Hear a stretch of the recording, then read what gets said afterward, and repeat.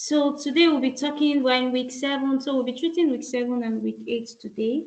And we'll be talking about political parties, pressure groups, the definitions, the type, functions, organs of political parties, pressure group, then comparison between political party and public pressure groups, then meaning functions, then we'll move to propaganda.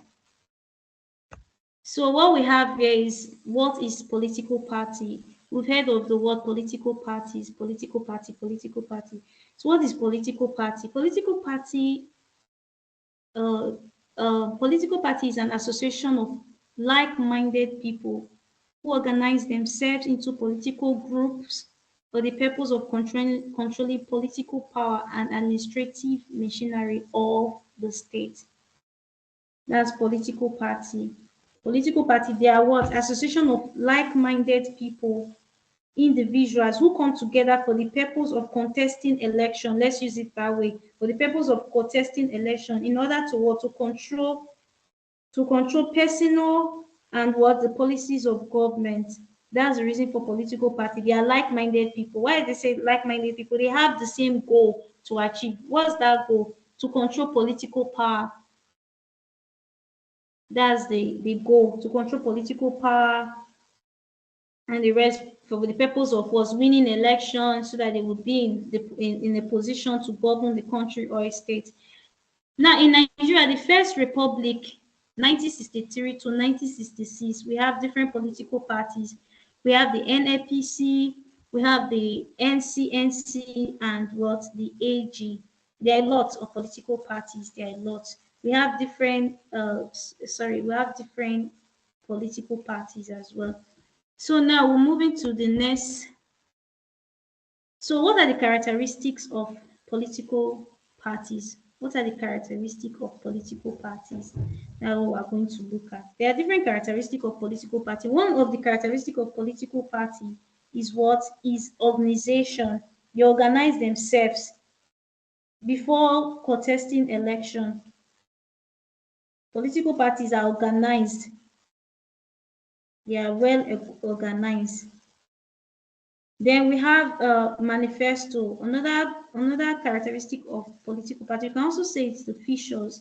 Characteristic is also part of the features. So the manifesto there is that, we all know manifesto now. When you talk about manifesto, those promises that they make, those politicians they make, if they want you to vote for them, they are called manifesto. So all those promises they make is part of political party. They are the characteristic of political party. Now, this is a plan or programs of a political party, what they intend to fulfill if the people elect them. Can you guys hear me? Yes, we can hear you. Okay, so when you talk about manifesto, you hear people, they come out, they say, okay, I will build roads, I will provide free education. All these are manifestos. So it's very important in political party. Then another characteristic of political parties, contesting election. Contesting election is the primary motive of political parties, to contest election and then be in government.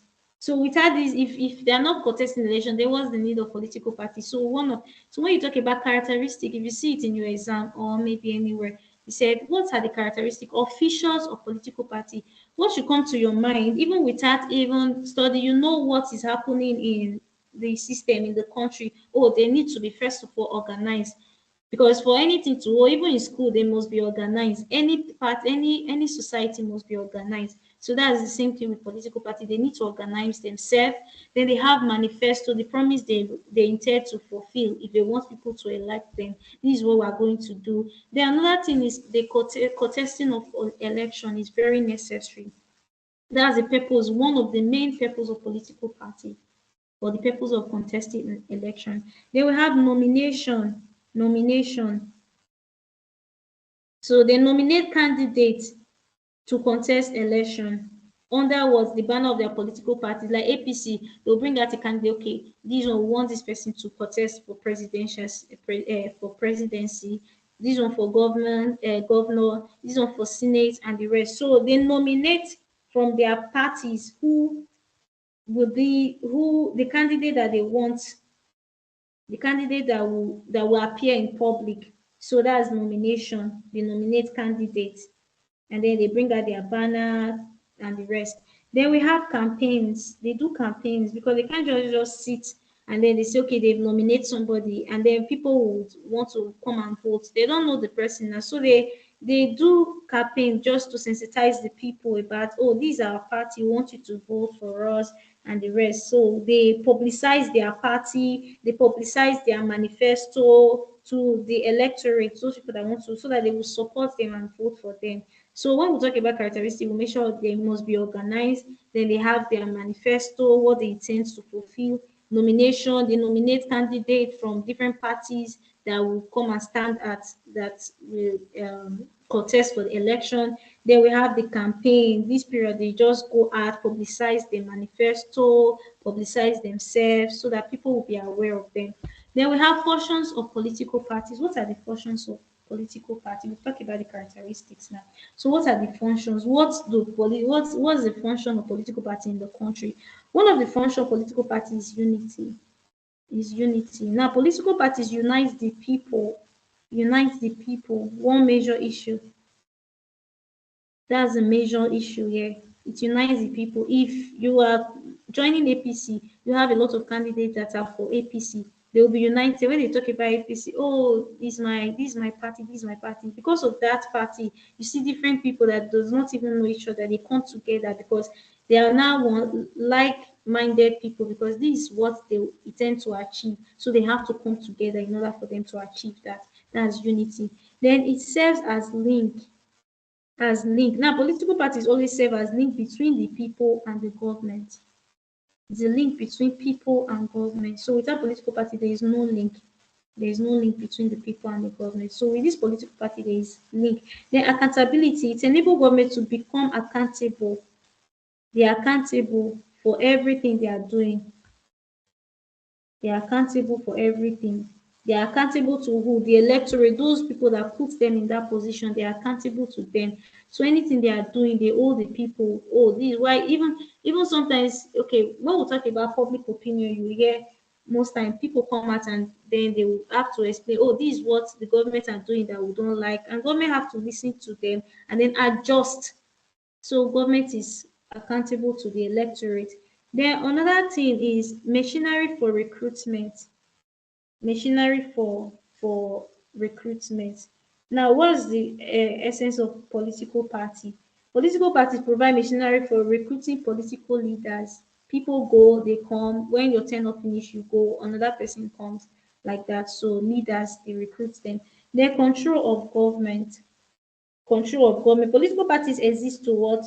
To contest election and control government. If there is no political party, just imagine maybe there is only one party, a particular party system, dictatorship. The person will remain forever. And if the person is just so wicked, you don't even have any intention of removing the person, because the person will be there forever. But with political parties, you're able to control the government. Okay, this is their tenure, they have to move, then new people have to come, you have to vote for another person to take over. But without you cannot control government, because they have power. All the power are just with them. So how will you intend to remove them? It's not possible. So political party help us to regulate the system. Now move to the merits of political parties. What are the demerits? We hear about political parties, political people are protesting for election. One of the demerits is waste of fund. Because if you don't have money, you cannot even build up a political party, not alone trying to bring people to your side. So waste of fund, they spent a lot when it comes to political party, millions, so that people can vote for you, so that the party will be known, people will see, people will recognize the party, people will come and support you. So waste of fund, that's another thing. Then division of the country, even when we talk about unity, yes, it unites only those that belongs to the same political party. Outside that, when it comes to APC, PDP, LLP, everybody have their own. So the division is, so this one will be arguing for his own, this one is arguing for his own. So the country will not be united. because of this political party, division of the country. This one is supporting this person is supporting Tinubu, this one is supporting Peter Obi, this one is supporting Atiku, all this kind of thing. So it causes division in the country. The apathy, apathy is also part of the demerit of political party. You know what is apathy? When you're not interested in any political activities, you don't want to participate, you don't want to do anything, you don't want to show up. People are apathy, no. So some people they have apathetic they some people are really apathetic towards politics. They are very apathetic. So they actually see political parties as not living up to their expectations, especially areas where people don't really fulfill their manifesto, their electoral promises. And then another thing that will cause apathy is when ringing of election can cause apathy, because people will feel like, why am I going there to go and vote when they will still put the person that they want? So what's the essence of casting my vote? It doesn't even count. So what's the essence of going there? So that's one demerit of political party. The candidate for election, nomination of candidates by political parties for election may not have the people's consent or legitimate support. May not have maybe this is maybe they don't like this person, but then the party they will come together and nominate the person they want to represent them. And then this may not even be what the people want. It may not be the candidate they want. And most people will say, okay, I don't want to vote for this person, I want to vote for this person, because most time they present candidates that the people do not really want. So it will be very difficult to support them. Then when we talk about types of political party, the two major types of political party are mass party and elite party. I don't know if I'm too fast. Am I too fast? Can you hear me? We can hear you. Okay. The two major types of political party are mass party and elite party. But then I added some in case in your exam they might say just list types of political party. You can list more than two. So we have the mass party, we have the elite party, we have the charismatic party. There are more than you can do research on them. We have the religious party. So when you talk about elite party, the elite party. This elite party, it is made up of people of the upper class, rich people, those people that have influence in the society. They seek power. So all those high class, upper class people in the society. So all these people they believe that the control of government should be their what, their preserve. It should be in their hands. Intellectual people they stand at. So that's the elite party. Elite party. They are people who are what in the upper class. Then when you talk about mass parties, as the name implies, mass, this type of party cuts across tribes, people with interest, individuals like that, people wishing to become members, they are free to join. But elite party, they are not just free because membership is not open to everybody when it comes to elite. Membership is not open to everybody. So most elite parties are formed by what? By fraction in the legislature. So they don't have a lot of people coming because it has to do with influential people. So ordinary citizens cannot even join. They have limited roles when it comes to elite parties. They have limited roles.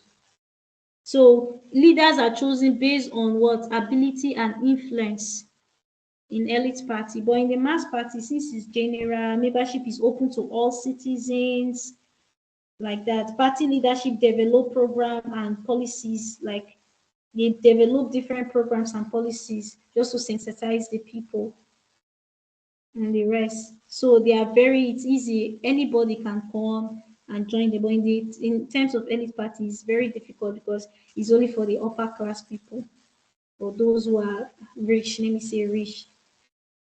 So another one here we have is the charismatic. When you say charismatic, it has to do with your quality, your ability, your talent.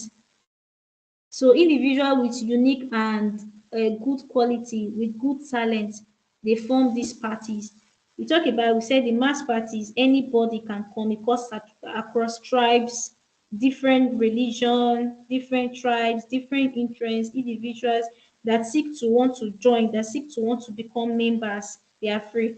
When you talk about elite parties, made up of people with upper class in the society, people with upper class in the society. So it's not anybody that can join. Then when you talk about charismatic party, it has to do with your quality, your talent. These are the people that form this party because of their charisma. Then when you talk about religious party, as the name implies, religious party. Now religious party has to do with what? Religion. Has to do with religions. The religion existing in that country. They form this party. Like we have Iran, Iraq, this Muslim country. When you look at it with a religious party, because the religions they are much, so the party that is formed is just a religion party. Unlike when you come to a federal country where we have different religion, different people. I think it fall under this mass parties. Anybody can join as far as this is your interest, this is what you want. So it cuts across different tribes. You can come and join. But when it comes to religion, it don't have to do with that religion. When it comes to elite, it has to do with the upper class. When it comes to charismatic, it has to do with your quality, your talent. Okay. Now we'll talk about pressure group. Pressure group. Pressure group. What is pressure group? Now, pressure group is defined as an organized groups which influence government decision or public policies without seeking to hold political office. Make sure you mark this thing down because most time when they ask, they don't just ask you to define political party. They just ask political the group that stands to influence government policies is what you just know that we are talking about political party because their main function, their goal is to influence government policies. So that's why we say pressure group is defined as an organized group which influence government decision or public policy without seeking to hold any political office. They are not seeking to hold any political office. Their main function is to influence the government decision. That's pressure group. Or you can say pressure group is an association of people that come together to influence government policies for the benefit of its members. There are different definitions, whichever one is suitable for you. So pressure group is an association of people, association of people that comes together to influence government policies for the benefit of its members, just for the benefit of their members. So the main goal of pressure group is to promote the interests of its members by persuading lawmakers, government officials, and then the public. What are the types of pressure groups? There are different types of pressure groups. We have the economic pressure groups, professional pressure groups, educational pressure groups, Nigeria Labour Congress, religion pressure groups. When you talk about economic pressure group, there are people, mostly manufacturers association like Chamber of Commerce, um, cocoa farmers union, cotton producer. Those are economic pressure groups. Then when you talk about professional pressures group, you have Nigeria Bar Association, Medical Association, and the rest. Nigeria Union of Teacher, then Nigeria Union of Journalists, a lot. Then we'll come to educational pressure group. It has to do with education, different schools, lecturers, college, higher institutions, students, non-academic staffs, and the rest. When you come to Nigeria Labour Congress, all the trade union are under this body, under Nigeria Labour Congress. They will go to religious pressure, all the religion in the world, in the country, they fall under these categories. Now, what are the functions of pressure group? Remember, we said their main reason is to what influence government decision or policies for the benefit of their members. So they're not into political parties, they want to belong to this party or no. Their own thing is just how to influence government policies for the benefit of their members. Teachers, they have the same goal, and different workers, educators, education just for their benefit. So one of the functions is offer useful suggestion. They offer useful suggestion and advise government. They advise government on local, state, and national levels. They are there to advise the government. They promote economic stability. They promote economic, like all these commerce, all these cocoa farmers produce people that produce things. So they just promote economic stability. That's their function. Then they act as watchdog. They act as watchdog. Pressure group act as watchdog over public policies. Over public policies. So when these rights are infringed upon by government's decision, so that's their function. They watch over public policies. If government should infringe in the decisions of the people, they will come out to act on behalf of them. Then we have act as link between government and people. They act as a link between the government and the people. The link between government and people. The link that brings government. They act as important link between the government, the people, any information from the government, people get it. They also give feedback to the government. Then I put bribing and corruption. They also help to prevent bribing and corruption in the political system through their activities, their different activities. So now, what are the weakness of pressure group? What are the weakness? Even if they have their functions, they still have weakness. They are small in size. They are very small in size. So when they are small in size, they cannot really drive home what they want because they are very little. So want to listen to them. They are very little, and so it's very difficult to actually give all this feedback to government, drive in their decision or what they want to achieve. Then the lack of dedicated among members, lack of dedications among members. If the members are not dedicated, then there is no way they can achieve their goals because they are not dedicated. So they lack dedication. The lack of adequate funds is also part of it. They need enough funds if they want to achieve their goal. They need enough funds because it's not easy to want to influence government policies, want to tell government this is what the people need. So all those kind of things, they need funds in order to what to achieve all these things. Then poor leadership.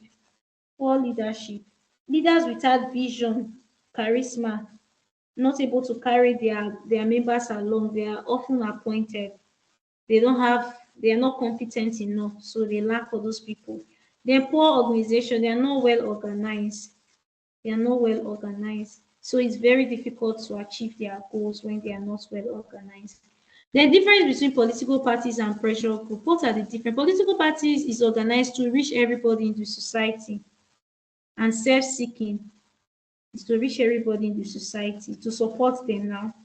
The white pressure group are basically self-seeking and organized this is a mistake. It's for their own benefits, the benefit of their members, just their members and not the public, just their members. Now political party aim to contest election and control the government, while pressure group influence government policies and pursue the interests of its members as well. They pursue the interests of the member. The political party express opinions on several issues, education, health, while pressure group are only concerned with matters affecting their members. So it's almost the same thing. Only matters affecting their member based on like salaries, allowance, etc. Sometimes they go on strike just to achieve their goal. When salaries are not paid, teachers go on strike. When salaries are not paid, like that, they go on strike just to get the attention of the government. Now, public opinion. We've moved to public. What is public opinion? Now, public opinion refers to the collective attitude, beliefs, and view held by a significant portion of the population on various issues, policies, public figures, or events. It reflects how the public feels or think about matters that affect the society and government. What the people feel. So public opinion is just what the people feel about the government policies. So they come out to speak. It's a general response to what is raised, general response to how they feel about government how they feel about what is happening. So it's the view of the public over national importance, the way the people think about government. That's public opinion. So I've given different explanation for you to understand what how the people feel about public the government. They are different opinion, they have different thinking, they are different view about government. That's public opinion. People coming at what they think about government. Now, what's the characteristic of public opinion? It is the opinion shared. Opinion is shared. People come out, oh, this is what we feel about government. Most time you see mass media, they will go out there and start interviewing people. Most time when they say, okay, oh, the fare has increased, what do you think about it? People have to just pour out their mind. Oh, this is what we feel about the increments in fuel and the rest. Now it involves public issues like things that are affecting the countries. People come out to want to talk. This is what is affecting the country. They're not happy about it. Now expression by private persons, even private persons, they still feel down about things that are happening in the country. They will still want to express themselves. Then specific issues, there are specific issues like fair, economic, recession. Oh, people can't even afford 3 square meal. All those things, they are what people share. They come out to share all those things. So that's the characteristic of public opinion. Public opinion, like I said, the opinion shared, issues affecting the citizens and the rest. Public issues, opinion involve public issues, what's happening in the public. Private persons come out to express themselves as well. There are a lot of characteristics. Then we move to measurement of public opinion. How do government measure public opinions in the decision of the people? What the people think about government? How do they measure it? One of the ways they measure it is opinion poll. Opinion poll. They measure it with by opinion poll. What is this opinion poll? Government may use opinion poll to determine the mind and view of the people on giving issue. Why? By what? Interviewing the people across section. Interview the people. Like I said, mass medias will come and like, okay, what do you feel about the economic recession? Or what do you feel about the policies of the government? All these things that is happening. So in this situation they interview them, people bring come out, and so it has to it's like a sample. Then they will select, the government will select, will pick, because everything cannot, they cannot just pick everything, so they have to select. Okay, this is what the people say. Then another thing is through elections. If they don't want you after your tenure, people will not want to vote for you. It's a public decision. They're expressing themselves towards how they felt when this person was in position. Then referendum or plebiscite. Government may conduct referendum to determine what the people want in a particular issue. Then we have telephone calls, all those radio, they can call people and like, what do you think about government? People will start talking and the rest. Now, what are the functions of public opinion? Now, policies and activities of the government. Public opinion help the government to know the feelings of the people concerning its policies and activities. Now, the needs of the people, it help the government to know the needs of the people, the desire of the people, what they want. Now, checking excesses of government. When the government is overacting, they check, oh, this is what government is doing is over. We don't want it. Now, to be watchful, they help to help the government to be watchful over its actions and activities. If the actions are too much, they help them to control it. Okay, the people, they don't want it, this is what they want. Now, support the people. It determines the extent of support the people get from government, because when they share their opinion, what they feel about government policies, government will want to support them. Now, what are the demerits of public opinion? It's difficult to measure. Public opinion can be manipulated. It may not represent public opinion. It may give wrong picture, not often reliable. So sometimes it's difficult to measure, because this one will say something else, this other person will say something else. This one will say, okay, the increment in fuel, it's beneficial to us. This one will say, oh, it's not beneficial. So it's difficult to actually measure, and it can be manipulated. Government can say, okay, take this and then say this, and they will say. Then it may not represent the public opinion, because when they interview this person and he's saying different thing from what is in my mind, I want to speak. So it's not it does not really represent public. Then it may give wrong picture. Maybe the government is actually doing something good, but people don't want it that way and the rest. Now we'll go to propaganda. What is propaganda? When you hear the word propaganda, what comes to your mind? Propaganda is a deliberate spread of information, idea, or message, often biased or misleading, with the goal of influencing public opinion or behavior. Now, this information has to do with fact, argument, rumor, truth, or lies. It can be lie. That's propaganda. They just come in to just want to say something that is not true. They want to just speak. To why it can be biased, why just to mislead people. Even social media, you hear different news and people will believe it's propaganda because they are misleading the people. And if you don't go and confirm very well, you believe that this thing is actually happening. Those are propaganda. Now, what are the nature of propaganda? Persuasive and manipulative. Propaganda is persuasive and very manipulative. Now, one-sided, because this person is saying this thing and this is just the particular thing is just saying. So it's not, it's usually one-sided. So incomplete vision is not true. Opposing views are ignored, misrepresented, misinterpreted. Then goal-oriented, goal-oriented always serve as a specific purpose, such as promoting political ideology, gaining, maintaining power, and the rest. Just one goal-oriented. This is what they want. They want to promote political ideology. They want to do this. So they have a purpose. Then it can be positive or negative. It can be true. Might not be true. So that's it. Then mass communication. Propaganda spread through mass media, newspaper, like I said. You just see something on a phone and then you will believe it, or see something on social media and you believe it, whereas it's not true. But you read it and carry, oh, this thing happened, like something that happened that I saw on social media. The person was so close. It was opposite of what they put there. But people that knows that this thing is a lie, they can't even come out because it has already spread and people have started believing that that's true. So that's the work of propaganda. Now, strategy of propaganda, strategies. What are the strategies of propaganda? We have bandwagon, that's their strategies. Encourage people to adopt an idea or behavior because everyone else is doing it. That's bandwagon. Everyone is doing it, so people want to accept, people want to believe it. Like join millionaire of like maybe okay, come and join this thing, you become, everybody is into it, you want to join. So that's it. So encourage people to adopt an idea or behavior because everyone else is doing it.